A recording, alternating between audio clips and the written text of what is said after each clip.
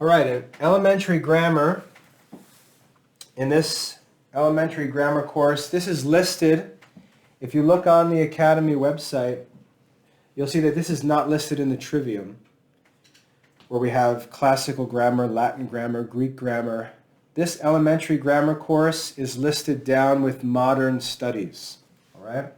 It's listed with the modern studies because it really is not intended to be a part of the classical liberal arts curriculum. It's for younger children who are just getting started.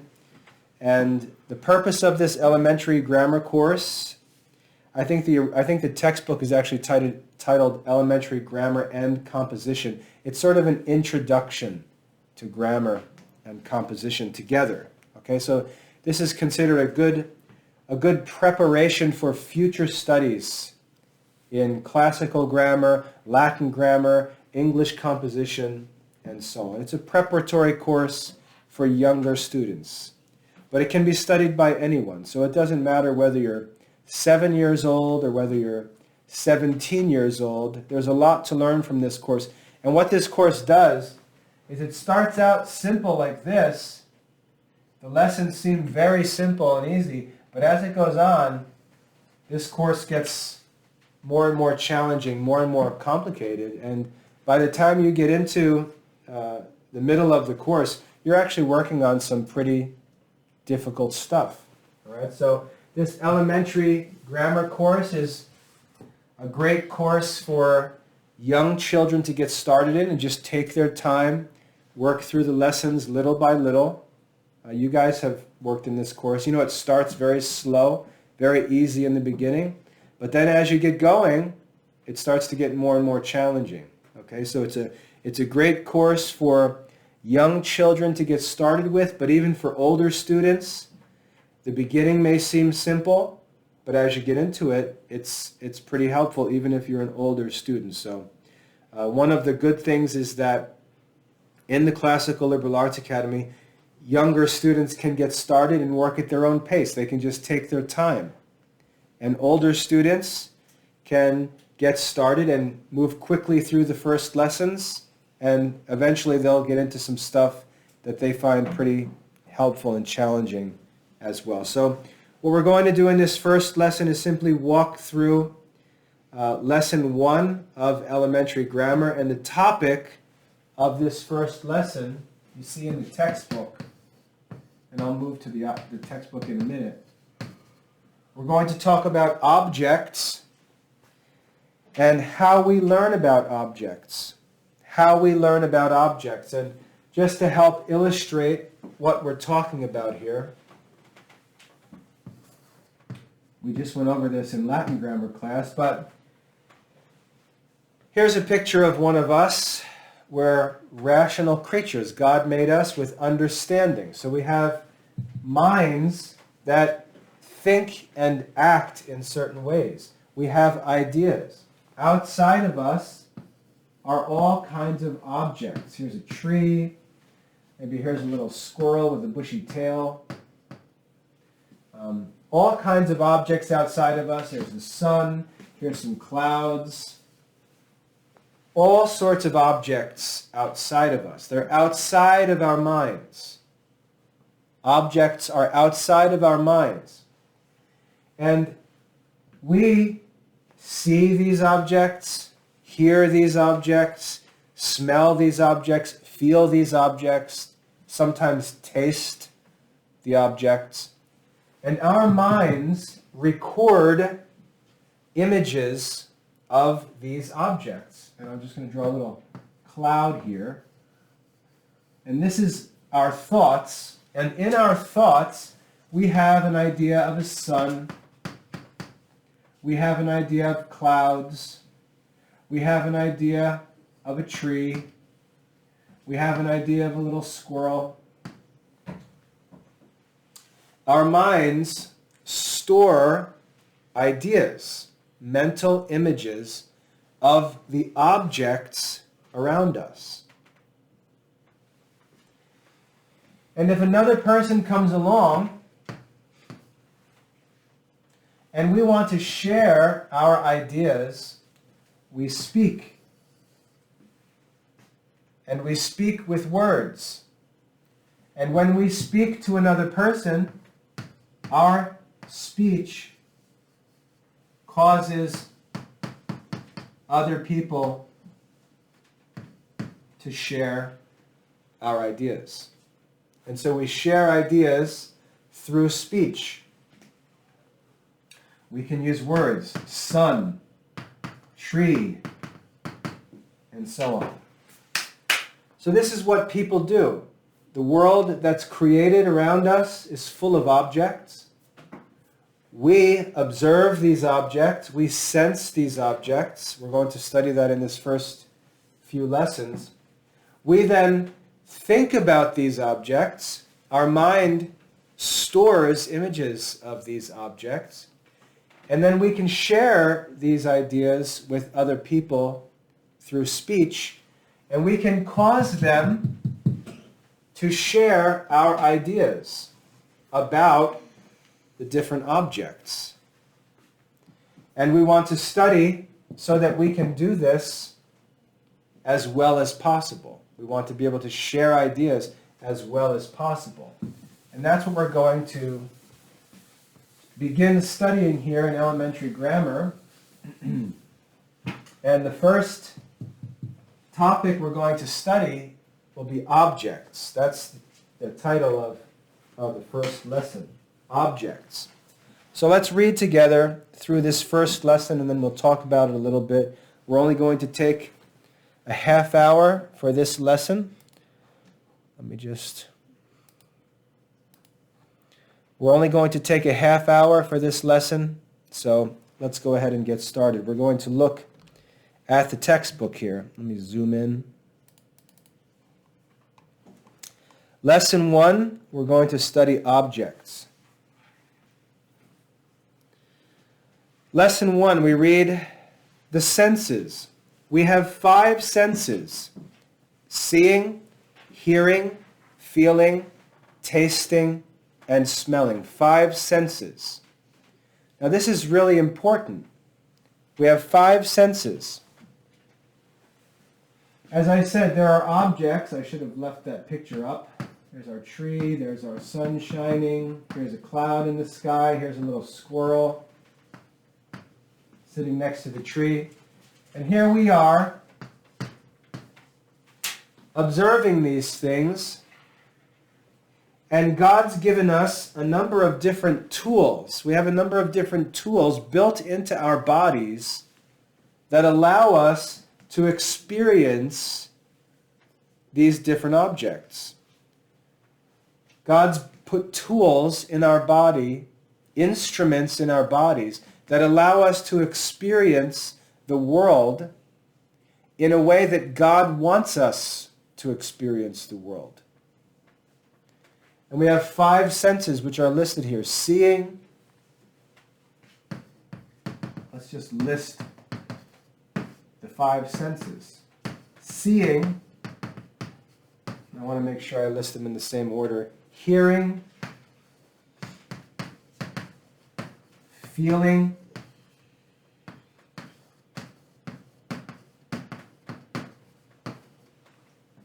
And the last 2 are tasting and smelling.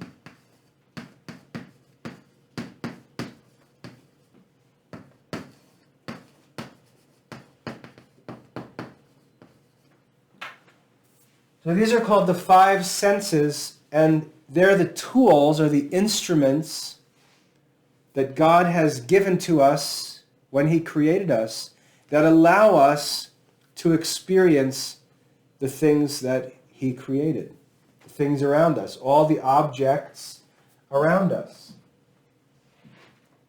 The first sense is seeing. And so with our eyes, we can see the things that are made. We can see things. We can learn about things by seeing them. And Aristotle teaches that seeing is actually our favorite sense. Seeing is our favorite sense. We love to see things. Aristotle says we like to see things just for curiosity. Even if we don't plan to do anything, we just like to see things anyway. We enjoy seeing things.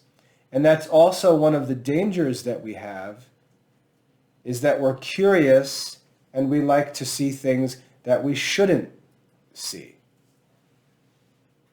Okay? So the first sense is the sense of seeing. And God created things for us to see them. And that's important to think about. When you walk outside in the morning and you look up at the sky, God knew when he created the world that you would see the things you see. So think about that. Not only did God give you the ability to see, not only did God create all of the objects in the world, but God created you to see them, and God knows how you see them. He created them to be seen with your eyes. He gave you that sense.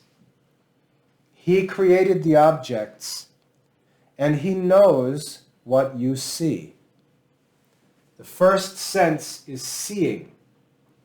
We see things, and we take pleasure in seeing things. Sometimes too much. We even like to see bad things. The first way that we learn about objects in the world is by seeing them.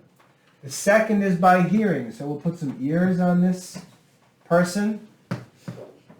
The second sense we have, the second tool that God's given us, is hearing. The things that he's created make sounds. They produce sounds, and we're able to hear those sounds. When you walk outside and you hear birds singing, God created those birds to sing, and he gave you ears to hear those birds singing. He knows that you will hear birds singing. He knows that you'll hear dogs barking, people talking. Okay? He's given us the sense of hearing, and when we hear things in our minds, we remember things that we hear. You can hear someone's voice and know who it is without seeing them, just by their voice. You can hear a certain bird and say, oh, I think that's a blue jay. I can tell by the way it sings. That's a hawk. That's an owl. I can't see it, but I know just by hearing what it is. That's another tool that God's given us to learn about objects in the world. Hearing, the second sense. The third sense is feeling. And I would draw hands on this guy. Let's just draw some hands just as a symbol of feeling, but we can feel with our whole bodies. Our skin feels. If I pour cold water down your back, you can feel it even though it's not on your hands. With our skin, we can feel things. We can feel hot air, cold air, soft things, hard things, scratchy things, sharp things. We can feel. We have the sense of feeling. And so God intended for us to feel things. If you walk in the grass with bare feet, God knew that you would feel that. God knew that you would know what it feels like to walk in the grass with no shoes on. When it's 95 degrees in the summertime and you jump into the pool, or you run out into the ocean and swim, and your body feels that cool water, God knew that you would feel that. God created your body to be able to feel that. And we can learn about things around us by feeling things. If there was a fire in another room right now, if there was a fire, we could know that there's a fire in the other room without seeing it or hearing it, but we could just feel heat.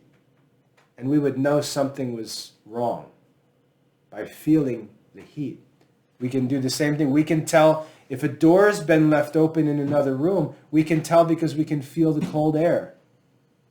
We can't see it, we can't hear it, but we can feel it.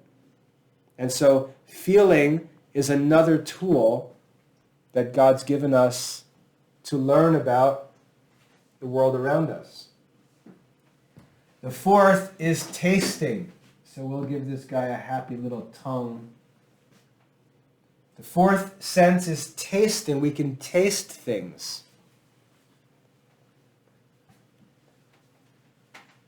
So God intended for us to be able to taste things. So when God created oranges and bananas and cherries and strawberries, he knew that we would taste those things. He designed them to be tasted, and he gave us the tool that we need, the sense that we need to be able to taste them and to enjoy them. We have the sense of tasting. We can taste things. And again, our minds learn to remember tastes of things. So if I covered your eyes or turned the lights out and just put something in your mouth, you could tell what it was just by the taste. Right? If I dropped a little drop of some juice into your mouth, you could tell if it was from an apple or if it was from a grape or a strawberry. You could tell. You could tell if it was milk. You could tell if it was just water. Or you could tell if it was something gross, like a drop of vinegar. You can taste the difference. Even if you can't see them or feel them, you have another tool that you can use, and it's the sense of taste. And then lastly, we'll put a nose on this guy. We have the sense of smell. We can smell things. This is a fifth tool, a fifth sense that God has given us. And so when God created the world, he also put smells into the world. And he gave us the ability to smell them. In the summertime, you can smell the honeysuckles across the field. And that's one of the ways that you can tell the seasons, is because the smells change, right? In the winter, you might smell fires burning. You might smell people burning in fireplaces and firewood. You might smell piles of leaves burning in the fall. In the summertime, you might smell honeysuckles, the smell of the swimming pool, the chlorine of the swimming pool. You have the sense of smell, which is helpful. And if you look at other animals, you see other animals also have these senses. And some animals use some senses more than others. What do dogs like to use the most? What sense? Smell, right? They smell everything. We don't do that. We don't walk around sniffing everything and smelling things. But dogs, for some reason, God made dogs to really enjoy using the sense of smell. And like I said, our favorite sense is the sense of sight. But we also have the senses of hearing, of feeling, of tasting, and smelling. So our minds are able to learn all kinds of information about all the different objects in the world, all of these different objects. We're able to learn about them and develop ideas about them by the use of our senses. 5 senses. And here's a challenge.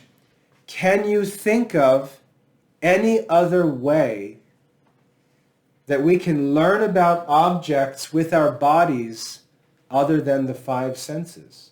And you can't. Okay? There's no other sense. Seeing, hearing, feeling, tasting, and smelling.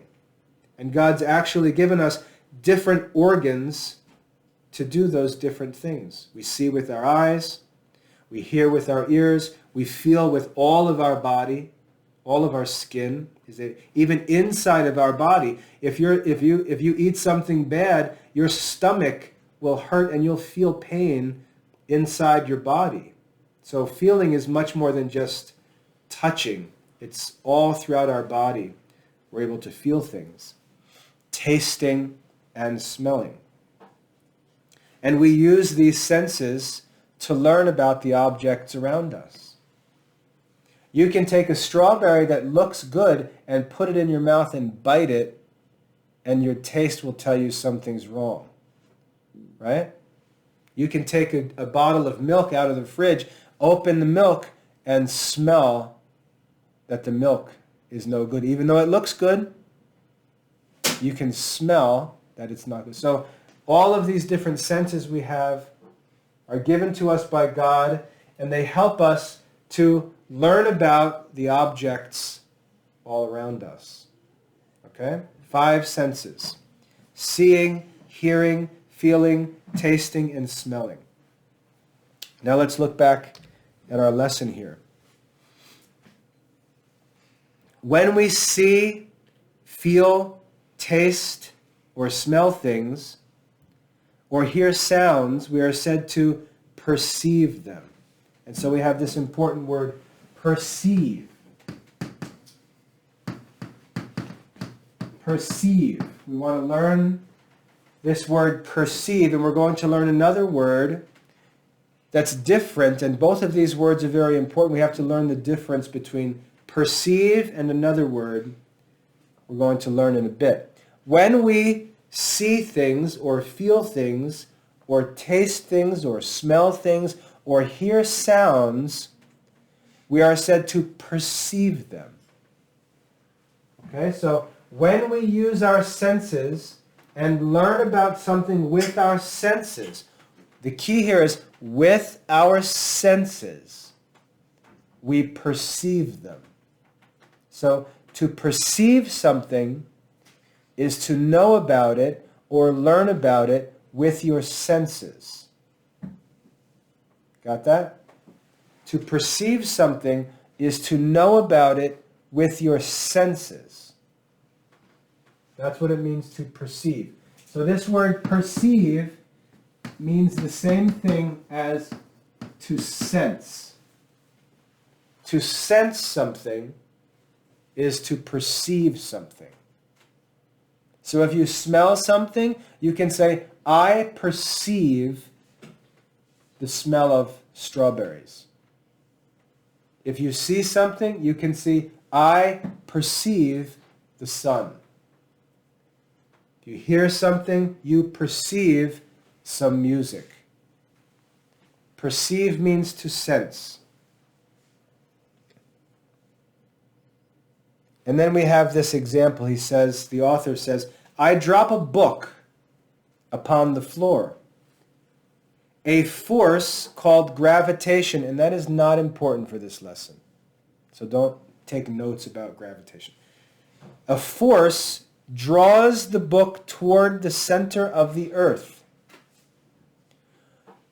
The force that he's talking about, he says, we cannot perceive this force.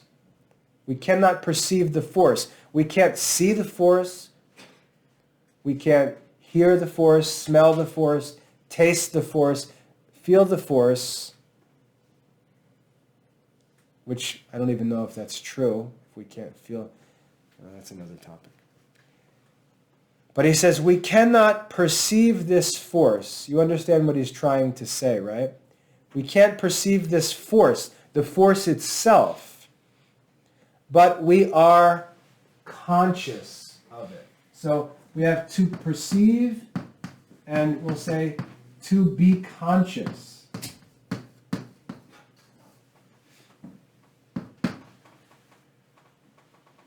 To be conscious. We can know about things that we cannot perceive. And I'm going to repeat that a couple times because it's very important. We can be conscious of things we cannot perceive. There are things that exist in the world that cannot be perceived, but we can still know them. We can be conscious of things that cannot be perceived. And so, to be conscious, I'm going to say, is equal to knowing. So to perceive is to sense something. To be conscious of something is to know something, to know of something.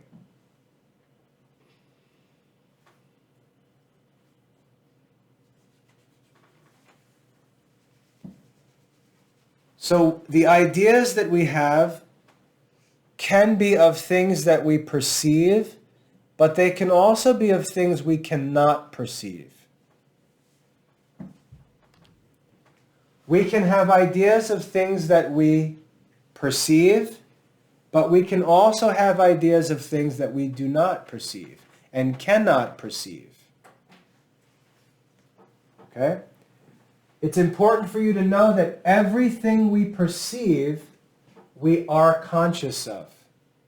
Okay? Everything that we can perceive, we are conscious of. But not everything that we're conscious of can we perceive. And just because you can't perceive it doesn't mean you can't be conscious of it. Doesn't mean you can't know it. God intended for us to know many things that we cannot perceive. Okay? So if you say, well, I'm never going to believe it because I've never seen it, that's not very smart, because there are many things that we've never seen that we're conscious of. Right? Many, many things. We have a list here in our textbook. The author says, we are conscious of many things that we cannot perceive. We are conscious of many things that we cannot perceive, and he gives some examples. Love. We can be conscious of the idea of love. And that doesn't mean something we receive from love, like you may receive a hug. You can perceive a hug, but love, you can't perceive love itself, but you can be conscious of love. You can understand what love is, even though you can't see it or smell it or taste it. You can't perceive love itself, but you can be conscious of the idea of love. And there are many signs of love that you can perceive. Okay? Hatred is another thing. You can understand, you can be conscious of the idea of hatred, even though you can't see that idea or smell that idea. You can still understand what hatred is. And you can perceive signs of hatred. Another one is joy. You can be conscious of the idea of joy, but you can't see joy itself. You can see signs of joy, someone laughing, someone smiling, and so on. You can see signs of joy, but you can't see joy itself. But you can be conscious of joy because you can perceive signs of joy. And lastly, sorrow.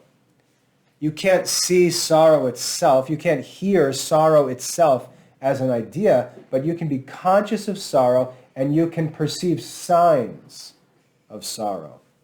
Someone crying, someone with an unhappy face.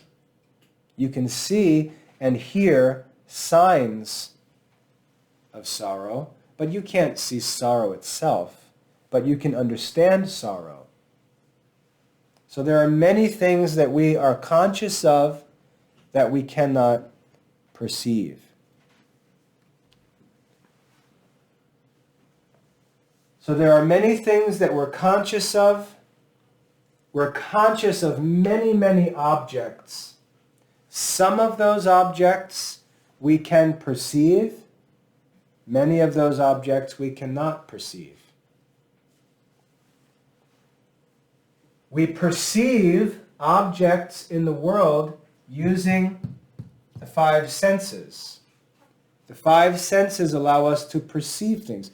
The five senses allow us to learn about objects in the world. God gave us the senses to allow us to learn about objects in the world, to know about objects in the world, or we could say to be conscious of objects around us, including ourselves. But God also gave us the ability to be conscious of things that we cannot perceive. God gave us the ability to understand things that we cannot perceive. So the senses help us to learn, but our learning doesn't need to come from the senses. We can also understand things. God gave us understanding. He gave us reason. We can understand and be conscious of many, many things that we cannot perceive.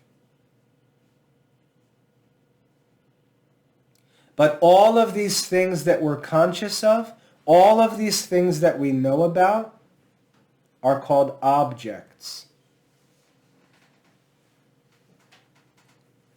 All of these things that we're conscious of are called objects. And so for this first lesson, we're beginning a study of objects, things that exist outside of us, but also include us, things outside of our mind, I should say. And we learn that we're able to be conscious of many objects, and there's a number of different ways we can be conscious of these objects. We can be conscious of them by perceiving them with 5 senses, and we can be conscious of them without using our senses, by understanding, by reason. But those things that we're conscious of are called objects. And that's all for lesson 1 in elementary grammar. So make sure that you can name the 5 senses. Make sure you know what it means to perceive something. Make sure you know what it means to be conscious of something.